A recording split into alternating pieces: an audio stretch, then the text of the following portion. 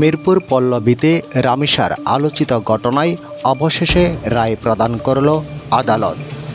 মামলার প্রধান আসামি সোহেল রানা এবং দ্বিতীয় আসামি তার স্ত্রী স্বপ্না খাতুন।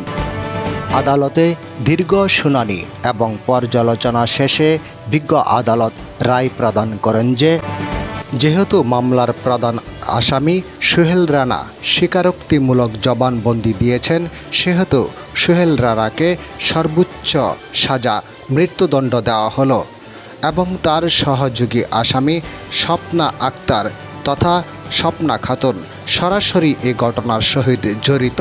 কাজেই স্বপ্না খাতুনকেও একই সাজা, সর্বোচ্চ সাজা মৃত্যুদণ্ড দেওয়া হলো।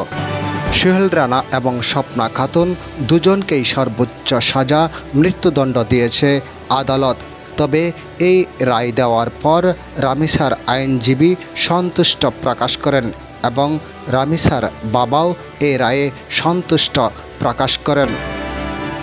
অবশেষে বিজ্ঞ আদালতের এমন রায় ঘোষণার পরপরই আদালতে উৎসুক জনতা খুব আনন্দে মেতে ওঠে এবং এটা একটা সঠিক বিচার হয়েছে বলে জানান উৎসুক জনতা। এ বিষয়ে আপনার মতামত জানিয়ে দিন এবং পরবর্তী আপডেট পাওয়ার জন্য চ্যানেলটি সাবস্ক্রাইব করুন। ধন্যবাদ।